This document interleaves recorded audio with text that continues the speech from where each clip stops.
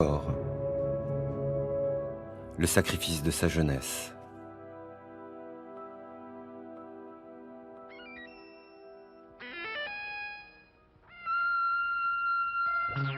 Au milieu des années 60, lorsqu'éclate la guerre du Vietnam, À partir de là, l'argent n'est plus son seul objectif. Il commence à penser au contrôle du territoire et au pouvoir comme objectif. C'est que derrière ce monsieur qui possédait l'un des plus grands business de la drogue au monde, il y avait un assassin, mais aussi un homme qui voulait prendre le pouvoir. Il voulait devenir président de ce pays. le jeune Pablo Escobar interpellé en possession de 19 kilos de cocaïne. Pour la première fois, nous avions trouvé la preuve que Pablo Escobar, à qui personne ne pouvait rien dire parce qu'il n'y avait pas de preuves, était profondément impliqué dans le narcotrafic.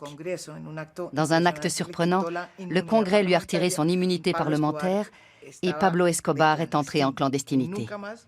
Il ne sera plus jamais un homme politique officiel, ni un narcotrafiquant officiel. La traque des policiers progresse rapidement.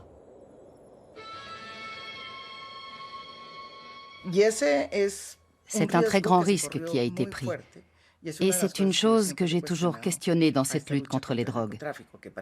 Que pour en finir avec un trafiquant, l'État s'allie avec son ennemi.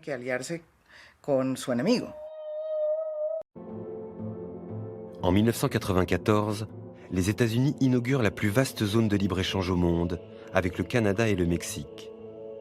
Plus de barrières commerciales et moins de contrôle aux frontières. Lucratif du trafic, la distribution de la cocaïne aux États-Unis.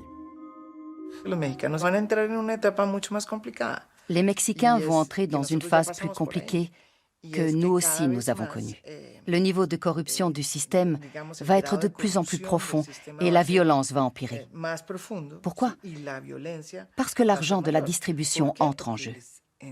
Et cela représente énormément d'argent. Or, l'argent dans ce business est synonyme de violence et de mort. Guérilla de prendre le pouvoir. Et donc, que se passe-t-il? Ces mafias vont commettre une quantité de massacres à travers toute la Colombie en disant qu'elles se battent contre les guérillas. Alors qu'en réalité, ce qu'elles font, ce n'est pas seulement chasser la guérilla de certaines zones, mais s'accaparer les terres et les utiliser comme des couloirs pour exporter la coca. Cela a brisé cette certitude qui existait depuis des années sous le PRI. Le PRI jouait les arbitres entre les cartels. Lorsque ce verrou saute, il ne reste que la violence pour départager les concurrents. Des guerres croisées vont bientôt éclater entre tous les cartels. À ce moment-là, la classe politique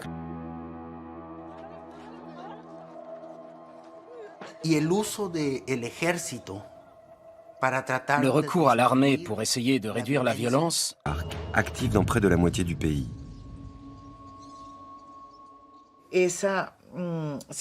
La situation bascule en faveur de l'État pour la première fois. Et l'armée colombienne commence à reprendre du terrain pour la première fois depuis de nombreuses années. Le plan Colombie a permis au pays de ramener de la sécurité et a fait chuter les enlèvements de 3000 à 200. En ce sens, je pense que le plan a été très important. Mais il y a eu un grand prix à payer pour une guerre faite dans ces conditions. C'était une guerre irrégulière. Il y a eu des bombardements dont on n'a jamais entendu parler ici à Bogota.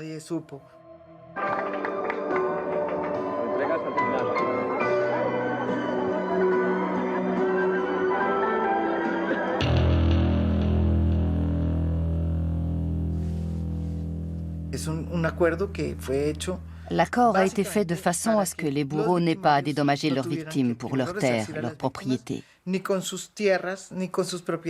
qu'ils n'aient pas à dire la vérité. Et c'est quelque chose qui m'a profondément fait souffrir. Pour tous les massacres qu'ils ont commis, y compris pour ce qui me concerne, le meurtre de ma sœur, les paramilitaires ont bénéficié pendant toutes ces années d'une impunité infinie. Jamais. Malgré tout, nous pensons avoir réussi parce que les organisations criminelles gouvernent moins. Nous avons avancé, c'est sûr.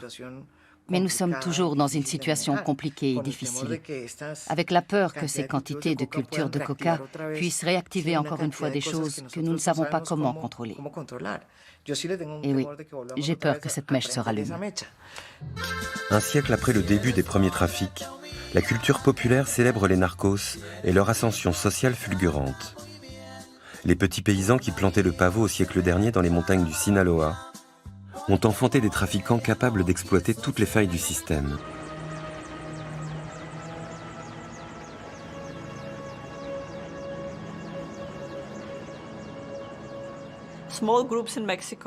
Les petits groupes sont un problème majeur au Mexique. Et le fait qu'il s'agisse de très petits